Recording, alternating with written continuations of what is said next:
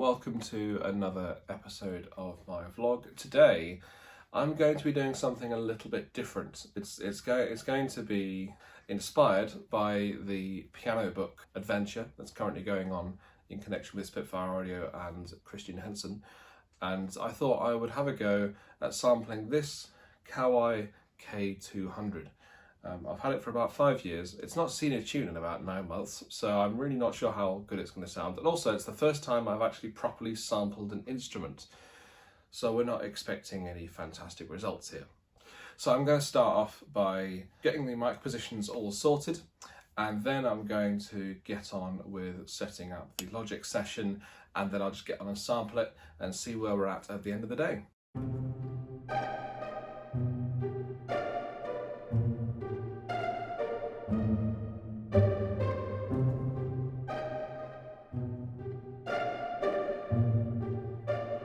Got it all set up now. There's a signal going in.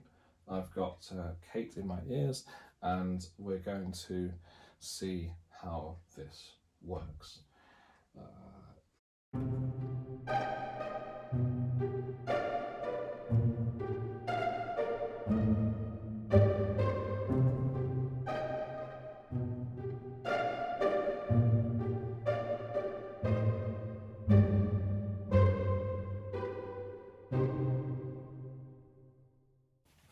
So that was interesting.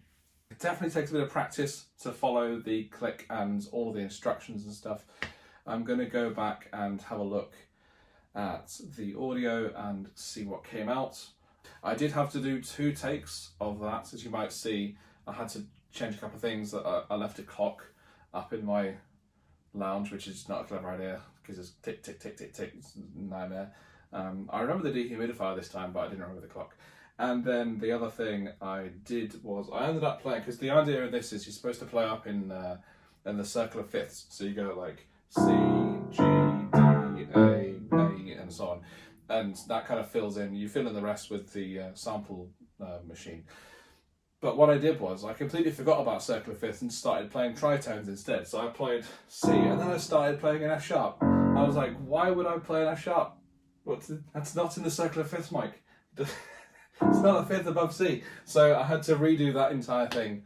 I carried on with that one just to kind of have a good first take and a bit of practice. And then the second time I played it all the way through from start to finish without any mistakes, which is good. I think the difficult bit I found was the release triggers, trying to play some of these notes on time whilst not actually playing a note. So because the idea of a release trigger is you press it down without it sounding. So you see, I'm pressing the note, there's no sound coming out, and then I'll release it loudly.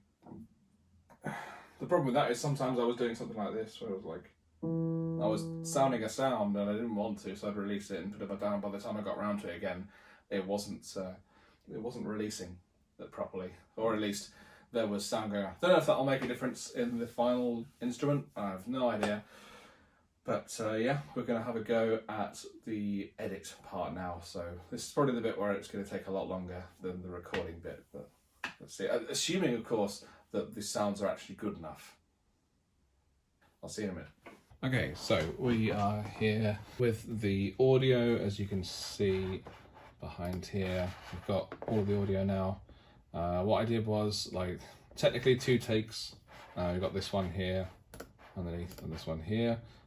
These are like previous ones I started. So the next thing we need to do then, we're going to drag the files back to 4 and Alt cut. Actually, probably the first thing we should do C0 is listen to this. C0. Yeah, let's listen to this and see what it actually sounds like. And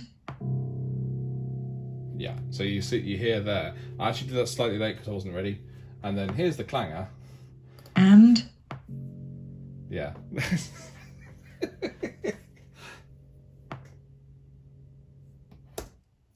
Interesting. So maybe I should normalize it first. I feel like I should do that. Yeah, so that's already quite loud, and then clearly visually you can see there's a big amount of noise. And I'm going to do the Alt. So that's this one. We need to go to here, Alt. Yeah, perfect. Then we need to drag the files back to 4. Not cut, we've done that. Remove the leaders. So the leaders are these ones here. So we're going with U2. Wait, is that? I'm confused what the leaders are. Let's do and drag back region ends to offs. They are there. So we just wait a second. Hang on a second. We've already done that. So the off has actually happened here, which means that like, we should just be deleting these then. That's what we're doing, right? I think that's right.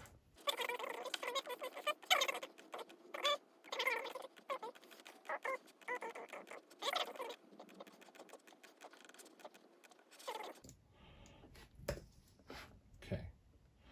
Now if we were to play, yeah, that's great. That's fine. Cool. So you can hear there clearly it's where the sounds are starting. So that you could probably hear there's a slight, especially if you play it from say here. Actually, it's pretty good to be fair. Don't like that D, by the way. That D's been a problem on my piano for such a long time now, for about a year and a bit. It's tried to be fixed twice and it's just not worked, which is a bit of a shame. So we just then do the same thing for these ones here.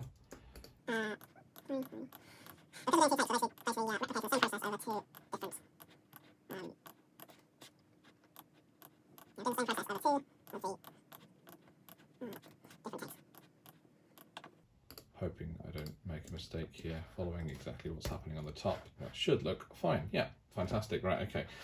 So there's I think what they're asking us to do here is drag all of these back. So we're basically including the down kind of thwack of the note. So if you listen to this before, you'll hear, right. Okay, that actually was a bit late. I almost didn't play it on time. Yeah, that's a bit late, that particular sample.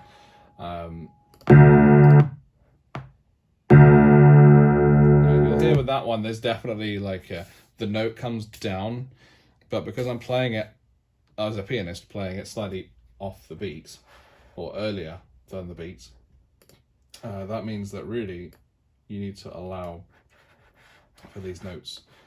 Right, so yeah, the reason why I want to do this is because in the new sampler, I'm pretty sure you can just drag stuff in and it will just work. So what we're going to do is we're going to try something here.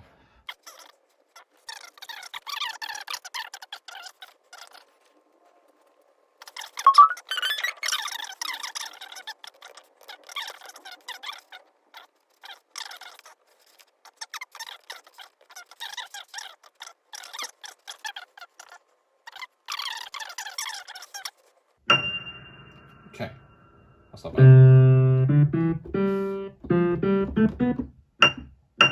Ooh, chucked it down there.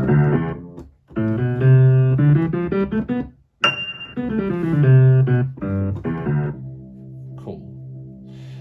Right, so there's a group here. In fact, what I think I need to do, we'll try that again, but this time, instead of just doing that, we're going to try and put all of the soft notes in here.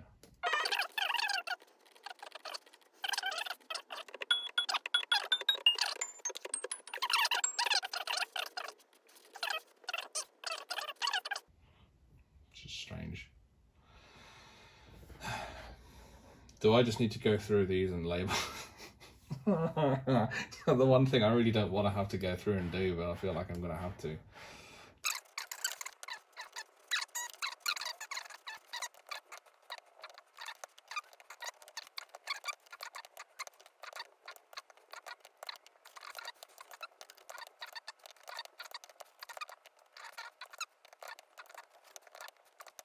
If we go with chromatic mapping instead, that might actually help.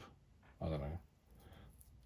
So we'll see what they do. I think that what it'll do is it'll just chuck them all in like C1, 2, 3. Yeah, there you go. That's what it's done. So this actually might be easier to do.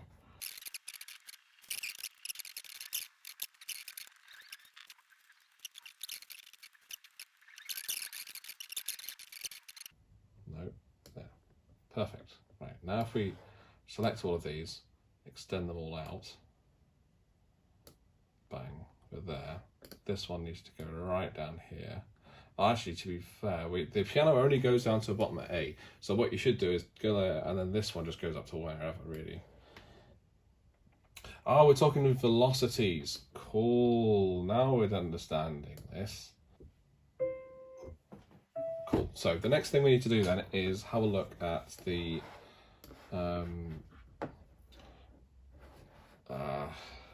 probably take a guess at the beginning of each sample. Now we're going to go with that.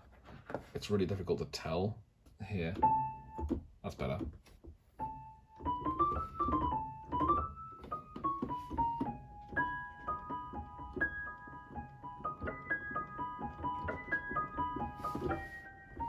Well, this sounds so nice.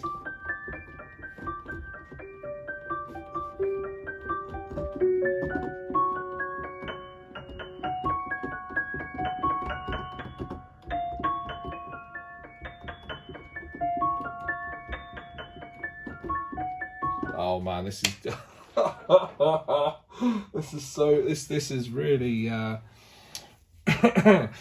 that's because that one of the things I really there's a couple of parts to the piano I've got. There's a couple of parts of the piano that I've got which are so nice. The first one being the power at the bottom end. It's kind of almost got like a smile curve. It doesn't really sound amazing in the middle, but it sounds serviceable. It's okay. Bottom sounds amazing. It's really powerful. We're going to get to that later when we do the loud ones. But the next bit is the top end. It just sounds so nice. Yeah, there are no release triggers, and there's no what would you call it? There's no loud notes yet. So what I'm gonna do is stop recording, come back to you, and we'll do the next one. Okay, so we're back. I've done a lot of playing around. It's simply a case of just dragging stuff in. It definitely feels easier to do it this way than what I remember when I used to use the old sampler, XS24. I wasn't massively a fan of that, just because it felt very mathsy. And not as kind of visually appealing as this kind of thing. A couple of bumps I fell into, so I spent the longest time trying to figure out why my sustain wasn't working properly. It turns out there's a really important thing that you've got to adjust in your synth. I changed two things. Firstly, the polyphony. That was down at something like 15, and let me just kind of play you what that felt like. And you hear you get that release trigger is just terrible. So it sounds a bit more like an electric piano. If I put the polyphony up, and I also ignore the release velocity, if I now play, you'll hear that the sustain isn't just stopping.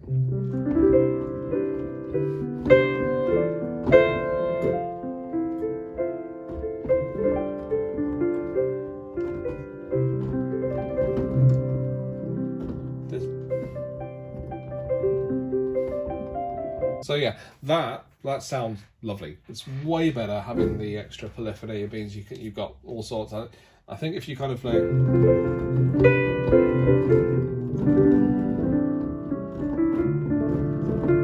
I'm only ever hitting like 50 with that kind of playing. This is an example of what I've been doing a lot.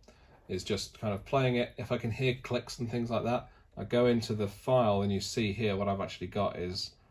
That's kind of started there, so it's gone a little bit too far in. That's better. It's a slight.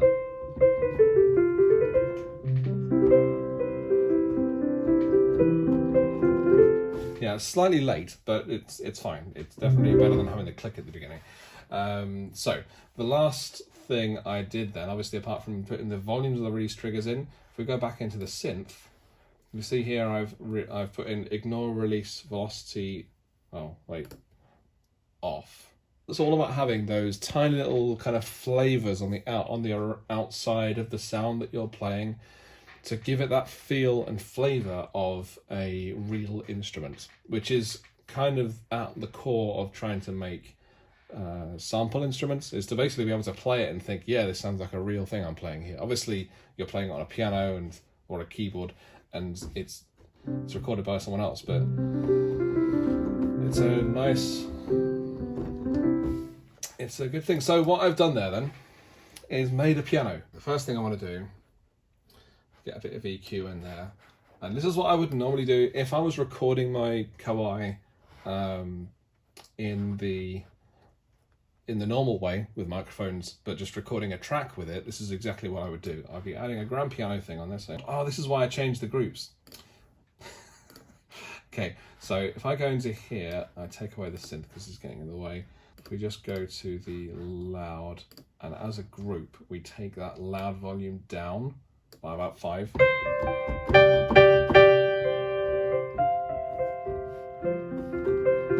It sounds a little bit more fake now, which is a bit of a shame, at least at that level.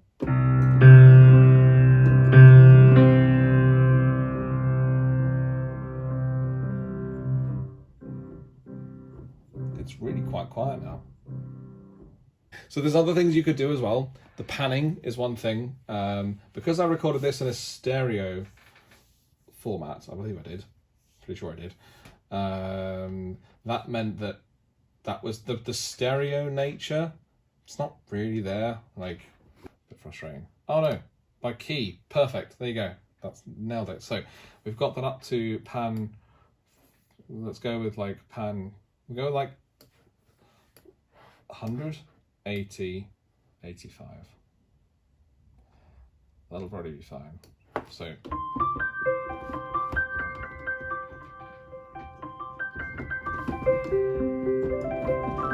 this is really like if you're in the piano, it's not bad. I want to have a look at the effects that we're going to do. So we were talking about effects before. This might be a bit much. Yeah, a bit much.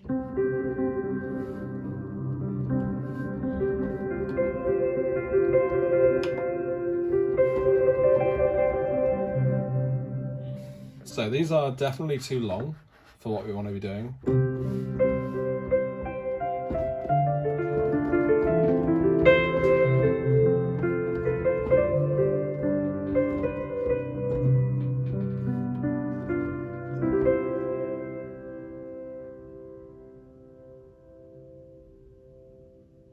Okay, and that was my Kawai K200 V1. I hope you enjoyed watching me go through this journey of my first sample instruments. There's still a long way to go. I'm pretty sure I could work on that so much. And I've got to say, I really, really enjoyed that moment when you play it and you're like, oh my days, this sounds like my piano. This is insane. That was pretty irreplaceable, I think. I have thought for a little while that maybe there's something to what Christian's saying about having your own sound, but also just kind of not even using sample instruments that other people are using, but actually going out and playing stuff and then recording it, using that as your thing. So this is definitely going to be something I could do in the future. I have no idea what I'm going to do with this guy, because I think it's fairly obvious. Piano, it's fairly straightforward. It's a tuned instrument, pitches everywhere. You don't there's not a great deal to think about in terms of making it an instrument. It's already an instrument. You're just sampling it and capturing that sound. It would be nice as well, actually, I've got to say, to tune it first. I think that'll be the next thing I do, is when I get it tuned, probably instantly try and get it sampled straight away. It's not in tune now, but it still sounds really, really nice. And as I say, when I get it done, finished to my expectations, no idea what that will be, but that will end up going on the channel on a link somewhere, on my website probably somewhere, and you're more than welcome to use it should you like to. That will be it for now. Thank you very much for watching. If you enjoy what I do, hit like. If you're new, then why not subscribe? And if you don't want to miss an upload, then make sure you hit that bell button. But for now, I'm going to leave it there, and hopefully I'll see you next time for another video, maybe some more piano sampling. We'll wait and see. See you later.